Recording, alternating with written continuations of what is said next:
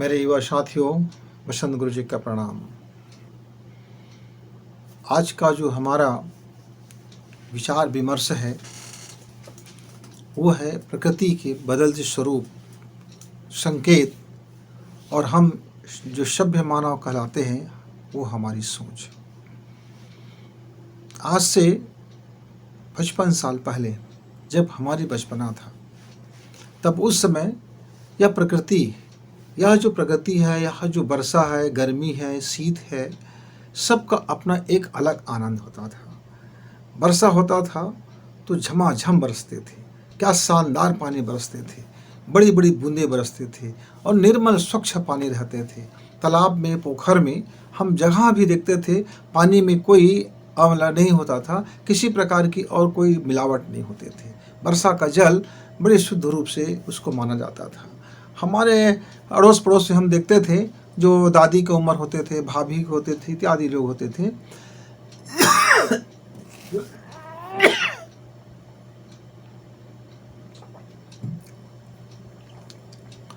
वर्षा के जल से खाना पकाना उत्तम समझते थे। कपड़ा धोना, खाना पकाना और दाल पकाना। ऐसा भी कहा जाता था, जो पानी, जिस पानी में हमारा दाल नहीं गलती, जिस पानी में हमारा भोजन नहीं पकता, जिस पानी में ठीक से हमारे कपड़े नहीं साफ होते, यानी कि कठोर पानी के बजाय हमारा जो वर्षा का जल है वे बड़े शानदार होते हैं। उसमें हर तरह की चीज़ें हो जाती है और पानी को वो आज के आरओ से भी ज़्यादा सही समझा जाता था। गंगा जल के बाद यदि किसी जल का स्थान था तो वो था वर्षा का जल का था। और गंगा जल के भी पवित्रता का, गंगा जल की जो पानी की जो महत्ता था, अब क्या बताया जाए। विदेशों में भी जैसे है ना, अलग अलग अपने अपनी जगह, सभी जगह मान्यता प्राप्त जल होते हैं। सभी धर्मों में देख लीजिए, कहीं न कहीं आपको कोई न कोई नदी का जल, उस जल का महत्व होता है। हर धर्म के अनुयायी, हर धर्म के मानने वाले या हर धर्म के संस्थापक ने जल को बहुत महत्व दिया है। और चाहे मुस्लिम जमात का देख लीजिए, वहाँ भी एक खास किस्म का जल का बहुत मान्यता है। हिंदुओं में भी जल की मान्यता है, ईसाइयों में भी है।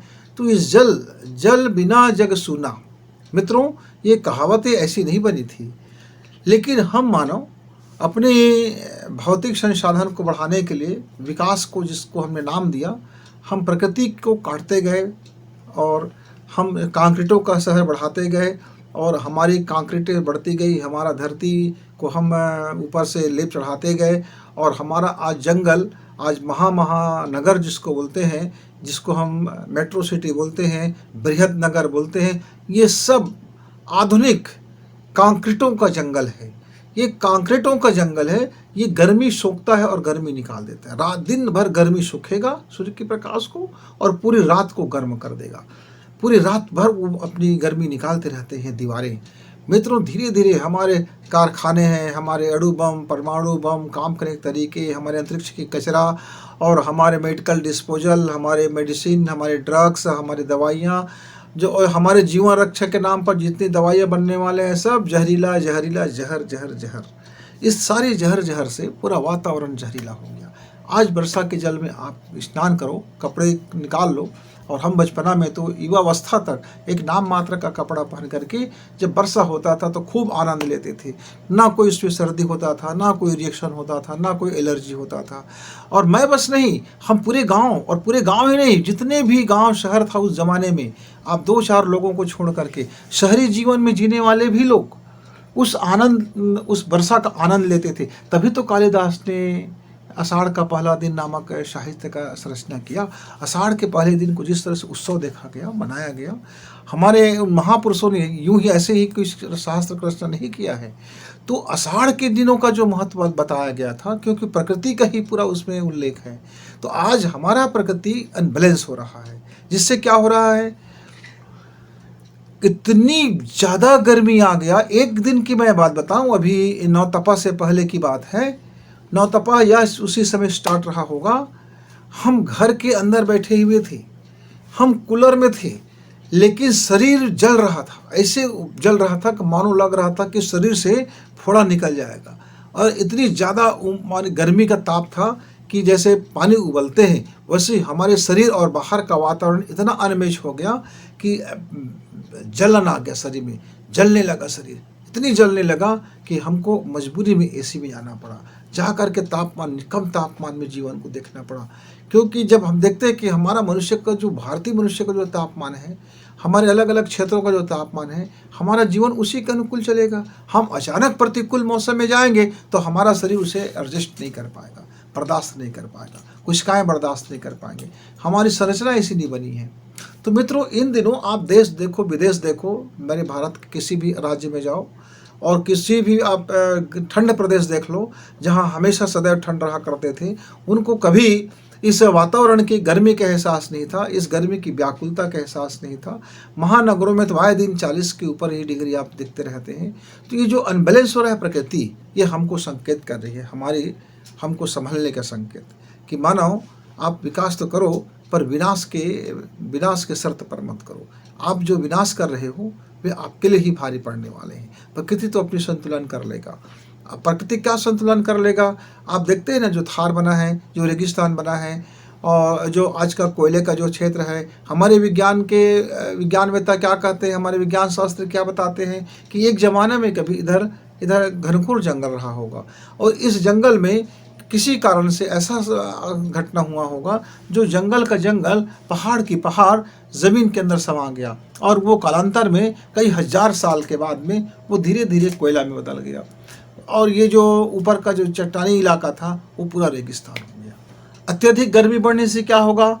हमारे जितने भी हिम श्रृंखलाएँ हैं, हमारे जितने भी बर्फ़ के पहाड़ हैं, सीधी सी भाषा में बर्फ़ की पहाड़ है, वो पिघलना शुरू होगा और जब वह असंतुलित पिघलेगा तो फिर क्या होगा? समुद्र का जल का स्तर बढ़ेगा और जब समुद्र की जल का स्तर बढ़ेगा, चूँकि समुद्र का जल खारा जल है, उसमें जीवन रक्षक तत्व नहीं है और हमारी नदियों में जीवन रक्षक जल होते हैं, तो समुद्र का जल जैसे जैसे बढ़ेंगे तो हमारे कई शहर डूब जाएंगे, हमारी धरती डूबता हुआ चला जाएगा और इस तरह से कहीं डूब जाएंगे, कहीं और सूखा हो जाएगा, कहीं दलदली में बदल जाएंगे और मानव का चीख पुकार से कोई लेना देना नहीं है प्रकृति को।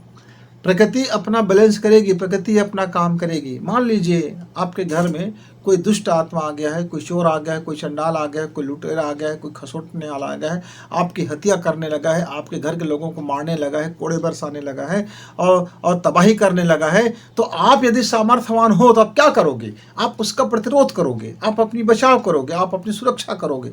सुरक्षा के लिए आप उसको ही बाहर खदेड़ दोगे, उसको ही नेस्तनाबूद कर दोगे। फिर वहाँ आप ये नहीं सोचोगे कि मैं किसी की जीव हत्या कर रहा हूँ, कि मैं हिंसा कर रहा हूँ, कि मैं क्या कर रहा हूँ, मुझे चुप रहना चाहिए, कि मैं मरते हुए देख लूँ। आप महसूस करोगे कि आपका नुकसान हो रहा है, आपका परिवार तबाह हो रहा है, तब आप निर्बल से निर्मल व्यक्ति भी अपना हथियार उठा लेता है। आपके घर में आग लग जाए तो घर में जो लकवाग्रस्त व्यक्ति है वह भी उठ खड़ा होकर के दौड़ पड़ेगा अपनी जान बचाने के लिए। और कोई व्यक्ति किसी को मारने लग जाए तो अपनी जान बचाने के लिए कुछ का कुछ कर देगा। आप एक प्रैक्टिकल करना, आप एक कमरे में बिल्ली को बंद कर देना, चारों तरफ से दरवाजे बंद कर देना, खिड़कियां बंद कर देना और आप बिल्ली से आक्रमण करना। आप देखेंगे कि बिल्ली आपको मार डालेगा, बिल्ली आपको नोच खाएगा, कुत्ता आपको नोच खाएगा, शेर आपको नोच खाएगा, गिद्ध आपको नोच खाएगा, पक्षी आपको नोच खाएगा। क्यों? क्योंकि उसके भागने के लिए कोई जगह आपने नहीं छोड़ा। वो भी अपने आत्मरक्षा के लिए फिर वो आपके ऊपर आक्रमण करेगा। ऐसे ही ठीक इन दिनों जो हमारी विकास के मॉडल है, जो हमारे जीवनचर्या का मॉडल है, जो हमारी खेती किसानी का मॉडल है, जो हमारे रहन सहन का जो मॉडल है, जिस सभ्यता को हम सभ्यता बोल रहे हैं, जिसको हम इंटेलिजेंट सभ्यता बोल रहे हैं, जिसको आज का कलयुग बोल रहे हैं, जिसको आज का हम इतने पावरफुल बोल रहे हैं, आज हमारे पास सारा चीज़ ऐसा हो रहा है कि हमको कहीं गुमान, इतना हम अहंकारी हो गए हैं कि आज हम प्रकृति को नष्ट कर रहे हैं, कौड़ी के मोल बेच रहे हैं, कौड़ी के मोल कर रहे हैं, तबाह कर रहे हैं। और हर साल, हर वर्ष 1 डिग्री 2 डिग्री गर्मी बढ़ जाती है।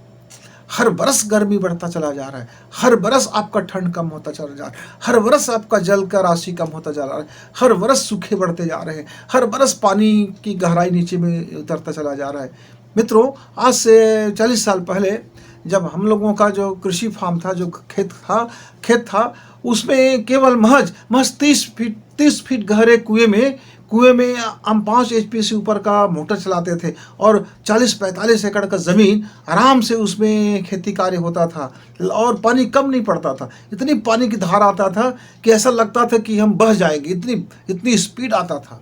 आज क्या बताएं, 500-500 फीट खोदने के बाद पानी भी निकलता है तो ऐसे निकलता है कि उसको आप बंद कर दो कि तो रुक जाएगा।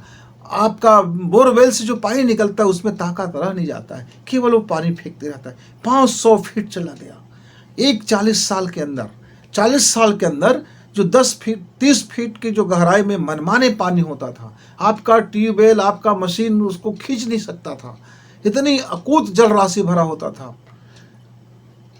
देखते ही देखते 500-600 फीट गहरे में चला गया। मेरा कृषि का जो जमीन है 500 फीट में भी पानी नहीं है। मेरा खेत सिर्फ वर्षा की जल पर आधारित है। अब जो जिस खेत में मेरा पानी का राशि इतना ऐसा लगता था कि मेरा जीवन क्या 7 पीढ़ी गुजर जाएगा तब भी इसमें पानी की कमी नहीं होगा, हमारा कृषि के लिए पानी की कमी नहीं होगा। आज पीने के लिए पानी त्राही हो रहा है। आज हम रात रात भर जाग करके अपने टंकियों में पानी भरते हैं मशीन लगा करके कि पानी रात भर के लिए बचा लो। 2 दिन का पानी चलेगा, 3 दिन का पानी चलेगा, 4 दिन का पानी चलेगा, हफ्ते भर का पानी चलेगा। क्या करोगे? पहले क्या होता था, तुरंत कुएं से पानी निकालते थे और तुरंत पानी लेते थे। जल राशि गर्मी के दिनों में थोड़ी गर्मी आता था और पानी झमाझम बरस जाते थे। आषाढ़ सावन भादो कुंवर, अरे क्या बताया जाए, पानी का इतना झमाझम मौसम होता था, वाह वाह क्या कहना। मानसून आते ही हम बच्चे नंग धड़ंग नंगे पुंगे ऐसा खेल खेलते थे कि जीवन में स्वर्गीय आनंद रहता था। आषाढ़ का इंतजार होता था मित्रों। आषाढ़ लग चुका है, गर्मी भयानक है, आप एसी से बाहर नहीं निकल सक रहे, त्राही हो रहा है गर्मी से। पसीना ऐसा है कि लगता है कि पसीना मत छूटो, ये तो पानी कम पड़ जाएगा। मित्रों, जहर घुल गया है वातावरण में। वायु पे प्रदूषण, ध्वनि का प्रदूषण, जल का प्रदूषण, विचार का प्रदूषण, रहन सहन का प्रदूषण, खान पान का प्रदूषण, चरित्र का प्रदूषण, कहाँ कहाँ आप देखोगे। धर्म में प्रदूषण, जाति में प्रदूषण, घर परिवार में प्रदूषण, संप्रदाय में प्रदूषण, इतनी ज़्यादा प्रदूषण हो गया है कि कभी कभी तो ऐसा लगता है कि शुद्ध चीज़ों का, निर्माल्य चीज़ों का पूरा अभाव हो जाएगा और वो इक्के दुक्के कहीं गिनती का रह जाएंगे। मित्रों, कल का दिन आने वाले 500 साल के बाद का भयावह स्थिति से बचना है, विकराल स्थिति से बचना है। आने वाले 500 साल तक यदि इस धरती को सुरम्य बनाना है, ईश्वर का, प्रभु का बगीचा बनाना है, अपने आप धर्म में से जोड़ लीजिए। आपका एक ही कर्म है कि इस धरती को सुंदर बनाना, मनुष्य जगत को सुंदर बनाना।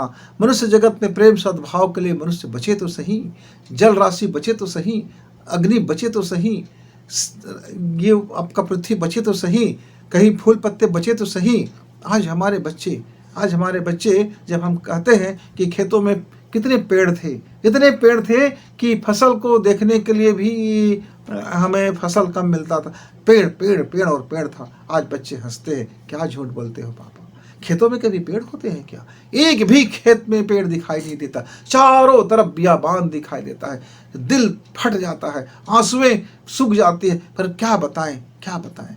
चाहे आप किसान भाई से कहते हैं कि भाइयों आप लोग ज़्यादा खाद मत डालो, आप लोग दवा मत डालो, आप लोग जहर के छिड़काव मत करो, खेतों में पेड़ रहने दीजिए, तो खेत कमाने वाले हमारे भाई कहते हैं पूंजी बढ़ाना है, धन बढ़ाना है, उपज बढ़ाना है, ज़्यादा उपज लेंगे, ज़्यादा हम लोग धान, तिरा, गेहूँ, चावल इत्यादि का जब फसल करेंगे, ज़्यादा सब्जी उगाएंगे, तो ज़्यादा जब दवा डालेंगे, ज़्यादा खाद डालेंगे, ज़्यादा टॉनिक डालेंगे, तो हमारा फसल हाइब्रिड होगा और ज़्यादा बढ़ेगा, ज़्यादा कीमत मिलेगा, ज़्यादा हमको पैसा मिलेगी और ज़्यादा हमारे पास सुख समृद्धि आएगा। धन तो आएगा पर जीवन बचाने के लाले पड़ जाएंगे। पैसा तो आएगा पर जल कहाँ से आएगा, हवा कहाँ से आएगा? आपके जीवन जीने के लिए आपकी कोशिकाएं इतनी गति से बदल नहीं सकता।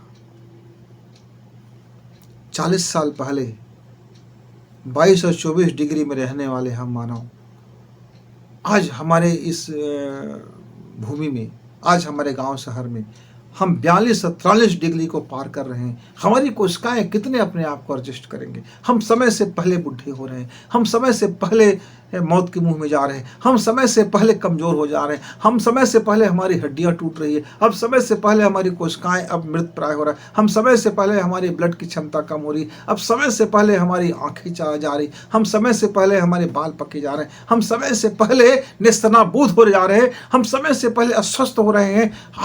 आज यदि दवा नहीं है तो दवा नहीं है तो फिर आप दारू पी रहे हैं या दवा पी रहे हैं, या दारू पी रहे हैं या दवा पी रहे हैं। दोनों में से कोई एक जहर को पीना पड़ रहा है आपको जीवन जीने के लिए। ये संकेत को समझिए मित्र। कितने ऐसे मेरे युवा हैं, कितने ऐसे मेरे वृद्ध हैं जो बिना दवा का उनका महीना भर चलता होगा। दवा नहीं पी रहे हैं तो दारू पी रहे हैं, दारू नहीं पी रहे तो दवा पी रहे हैं। मतलब एक जहर तो आप ले ही रहे हैं, क्योंकि आपका जो कोशिकाएं ये वातावरण के चेंजेस को वो बर्दाश्त नहीं कर पा रहा है, उसका स्वभाव नहीं बदल पा रहा है, उसकी हार्मोन्स नहीं चेंज हो पा रहा है, उसकी डीएनए नहीं चेंज हो रही इतना तेजी से, जितना तेजी से आज मानव सभ्यता इस नाश को करने में लग गया है। इस महाविनाश को आज हर मानव उसमें हर किसी की भागीदारी है। मैं एक ऐसा नहीं कहता कि देश की सरकारें आपसे तो कहते हैं पेड़ लगाइए, पर पेड़ काटने वाला कौन है? पेड़ तो लगाई जाती है, अरबों रुपए का पेड़ लगाई जाती है, और बचता क्या है? ठन गोपाल। मेरे ही गांव में योजना आती है पर्यावरण बचाओ का, आती है, ट्रक का ट्रक पेड़ आते हैं, और कहाँ लगता है? वो लगने से पहले मर जाता है। मालूम होता है यहाँ 10 ट्रक पेड़ आना था, आया कितना था? 1 ट्रक पेड़ आया था। 1 ट्रक में जिंदा कितने बचे? 4-5 पौधे बचे। वो 4-5 पौधे लगाने वाले किसान जो है 1-2 साल के बाद काट गए। मतलब बचा क्या? अरबों रुपए में आप पेड़ नहीं लगा सक रहे। तो इसको जन आंदोलन जब तक नहीं बनेगा, जब तक ऐसी चीज़ों के लिए आप आंदोलित नहीं बनोगे, जब तक आपके फ्यूचर में यह स्वभाव शामिल नहीं होगा कि मैं अपने मौत के मुहाने पर खड़ा हूँ, मैं अपने मौत के मुहाने पर खड़ा हूँ, और मुझे इस मौत के मुहाने को जितना है, मैं अपना पर्यावरण को और अपने आप विकास के मॉडल को मुझको चेंज करना होगा, लाइफ को चेंज करना होगा, जीवन की शैली को चेंज करना होगा, धन राशि कमाने की आइडियाज़ को चेंज करना होगा। जब तक हम ये धन संपत्ति कमाने की जो फार्मूला है, जब तक ये मॉडल नहीं बदलेगा, सरकारों को भी सोचना होगा, मनुष्यों को भी सोचना होगा, समुदाय को भी सोचना होगा, और पूरे यूनिवर्सल को सोचना होगा। बड़े बड़े जो परमाणु बम बना करके बैठे हैं, आतंकवाद बन के बैठे हैं, जो बारूदों की भट्टियों में बैठे हैं, जो बारूद निर्माण कर रहे हैं, जो तोप निर्माण कर रहे हैं, जो बड़े बड़े मारक क्षमता का आपका मिसाइल निर्माण कर रहे हैं, ऐसे सारे बुद्धिजीवियों को इस बाबत सोचना होगा कि आप भी मौत के मुहाने पे खड़े हो। यह जगत को आपने मौत के मुंह पे धकेल दिया है, अब बचाने की जिम्मेदारी भी आप लोगों की है। ये जो बड़े बड़े 5 स्टार होटलों में या बड़े बड़े ठंडों जगह पर बड़े बड़े भाषणबाजियाँ करते हैं, बड़ी बड़ी चिंताएं करते हैं, ऐसे महान चिंतकों को अब अपनी दिशाएं बदलनी होगी, नहीं तो प्रकृति उनको बदल देगा।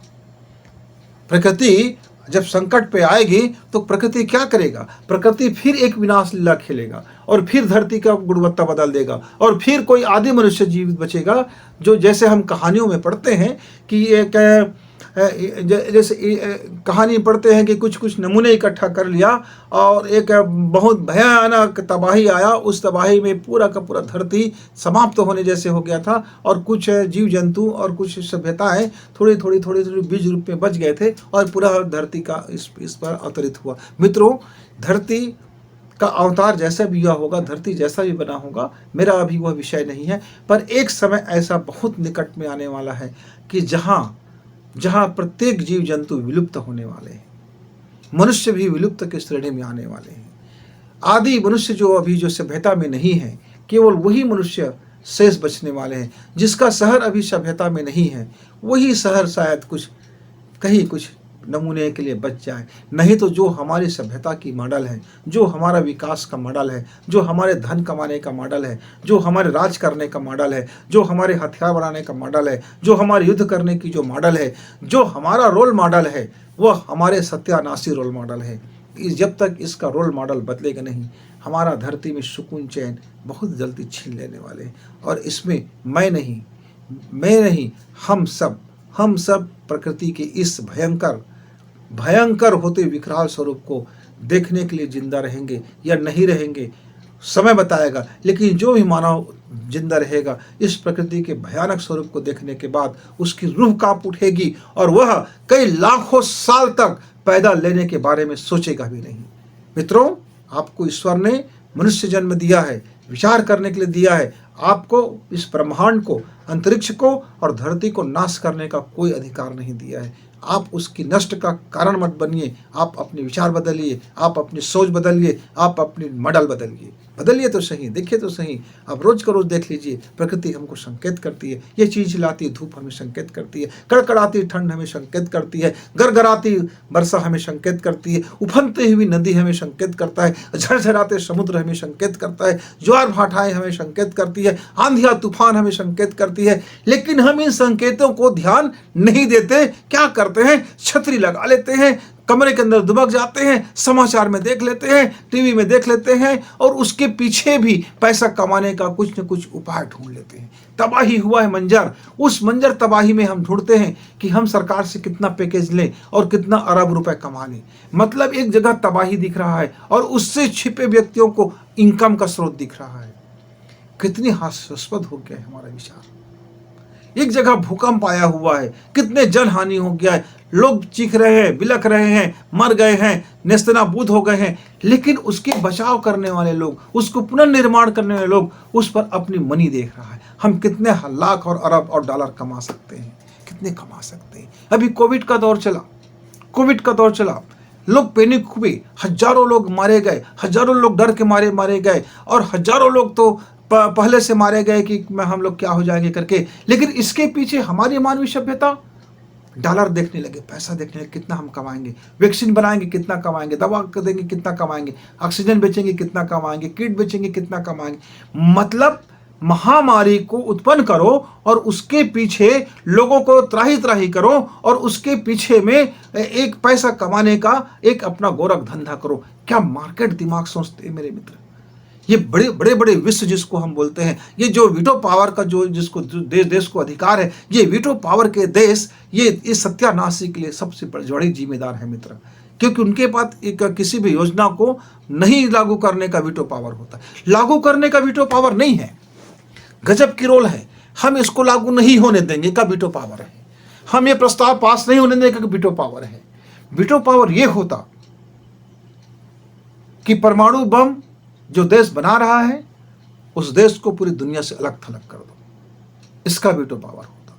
जो देश इस प्रकृति के साथ खेल रहा है, हम ऐसे देश के लोगों को हम बिल्कुल कतई ईश्वर से हम अलग कर देंगे, इस बात का वीटो पावर होता। लेकिन नहीं, वीटो पावर होता है कि हमारी शक्तियां बचे रहें, हमारी मनमर्जियाँ बचे रहें, हमारी ये जो मौत का हम सौदा करते रहें और हम ये मौत का खेल खिलौना बनाते रहें और दुनिया में हम सबको नचाए फिरते रहें और हम अरबोपति, खरबोपति, नीलपति, पद्मपति, शंखपति, मतलब अनंत धन राशि इकट्ठा करते रहें, दादागिरी करते रहें पूरी सभ्यता पर, और पूरी सभ्यता की भली कैसी तैसी हो जाए मित्र। तो यदि मेरे नौजवान